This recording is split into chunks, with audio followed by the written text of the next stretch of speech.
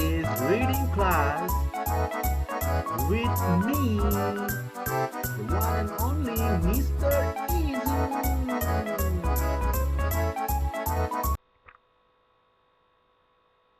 Hi, what's up?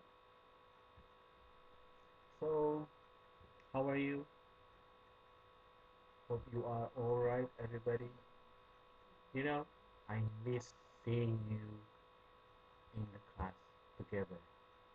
I really miss everybody, guys.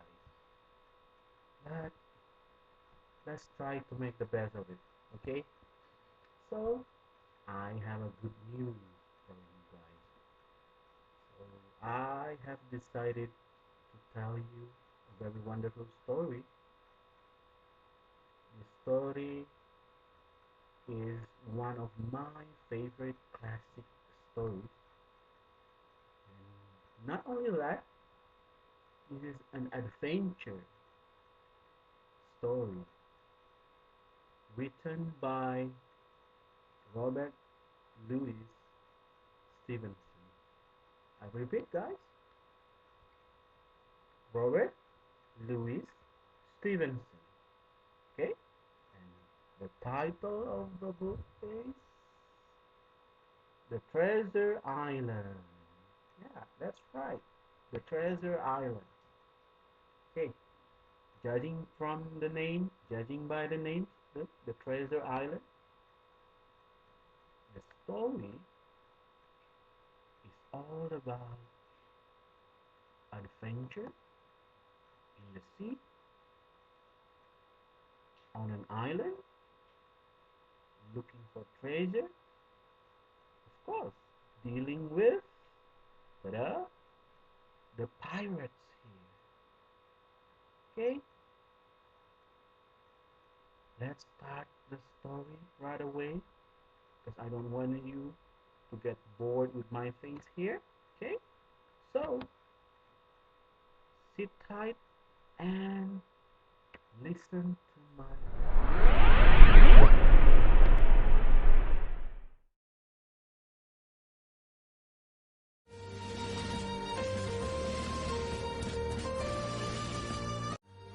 Long ago, there lived a smart young lad named Jim Hawkins, whose parents owned the Admiral Benbow Inn beside the sea. One day, a sailor named Billy Bones came to stay in their inn. He was tall and huge and had a big scar across one of his cheeks. He resembled a pirate. He spoke in a loud and harsh voice and carried a heavy iron chest with him. Young Jim was curious to know what was inside that chest. All day long, Billy kept looking at the ships through the window of the inn. Every night he would get drunk and start a quarrel with the other customers. No one dared talk to him because he was just so mean and nasty, and he would beat them if anyone came near his table. Young Jim was impressed with Billy's strength. Billy told of his adventures at the sea and warned Jim about a one-legged man. Jim and his parents were unhappy because Billy never paid his bills. One evening, a mysterious blind man named Pew came to the inn and asked for Billy Bones. He gave Billy a piece of paper, and on that paper was one black dot right in the center of it. One glance at the paper, and Billy Bones was on the floor. He had dropped dead. Jim hurried to see what had happened, but it was too late. Jim and his mother found the treasure chest under Billy's bed. They opened it, and to their surprise, they found bags and bags of gold coins. They decided to use the gold for the bills which Billy had not paid. And they also found a strange roll of paper.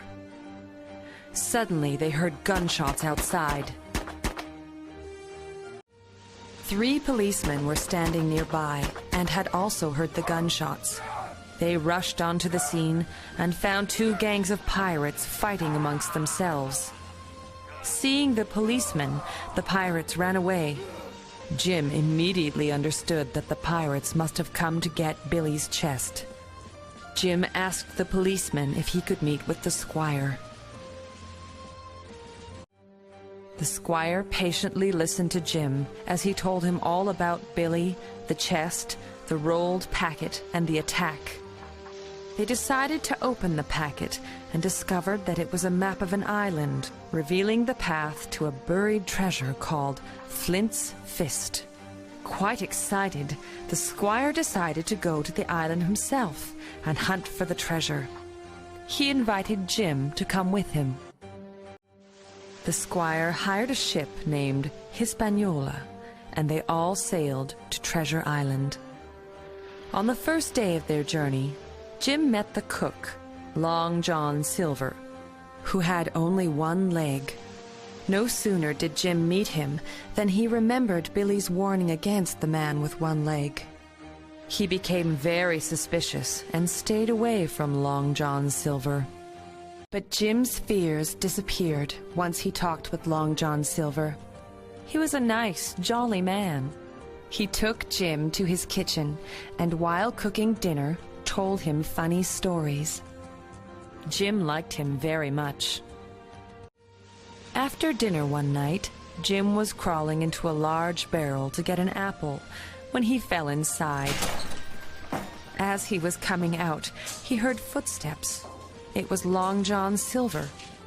He and his men were plotting to hijack the ship, get the treasure, and murder the squire and his men. Jim knew he had to tell the squire immediately. Jim ran and told the others about Silver's plan. The squire thought long and hard for quite some time and asked them to wait until they reached the island before they did anything. He warned the others to be careful of Silver. Soon, they arrived at the island, and everyone got into a rowboat to get to shore. Long John Silver had become suspicious of the squire, and as soon as the island became visible, Long John Silver jumped out of the boat to get ashore first. Once the boat touched the shore, Jim also jumped out and ran into the forest before anyone could stop him. Once Jim was deep in the island's forest, he met a strange, beggarly-looking man named Ben Gunn. He was another pirate from Flint's gang who was marooned on the island 3 years ago. Jim told him about the treasure. Ben agreed to help Jim. Suddenly, they heard gunshots. They hid behind the bushes, and they saw the squire and Long John Silver fighting with each other. Silver quickly ran into the bushes where he found Jim and the strange man. He asked them to accompany him in the search for the treasure. Jim reluctantly agreed. He had no other choice. As they walked, they came across a skeleton and a big hole in the ground. Everyone thought they had found the treasure and started to dig at once. Meanwhile, the squire came after Silver with his crew. Silver and his men were outnumbered. They were surrounded. Silver surrendered and apologized for his mistakes, and he was forgiven. Ben had already found the treasure earlier and had moved it to a safe place. He led them all to the treasure. Early the next morning, they were all ready to journey back home. It was a memorable adventure which no one would ever forget. Long John Silver was a changed man. He wanted to help Jim and his mother and look after them in the inn. Jim had found a new friend.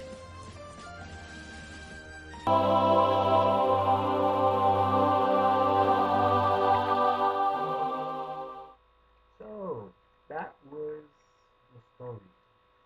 What do you think? I'm glad. It's very, very interesting. I couldn't agree more with that one. So, just like what we have done in the class, after you are finishing to read any book, in this case you hear and you watch the story, you have to make a report, right? The can be in just like this one, guys, the fishbone diagram. Yeah, okay. Or you can make the second one like this one. I hope you can see this one. This is a fiction book report, right? So please give it a shot. Just try. Just try to make it. And if you get confused or even forget how to make it, you can check the link below in the description of this video. Okay, you can check the link and then you can download the template anytime you want. It's all for you guys. Okay, but one thing that I have to remind you about making a book report or even making the fishbone, please don't forget to write your name. Don't forget to write your name, your class, and also the date that you finished the report. Okay? So first, your name, your class, and then also the date. Okay? So that's it from me, guys. Maybe I will make another video for everybody here. Just wait. Okay? So that's it from me. Peace out. Assalamualaikum warahmatullahi wabarakatuh.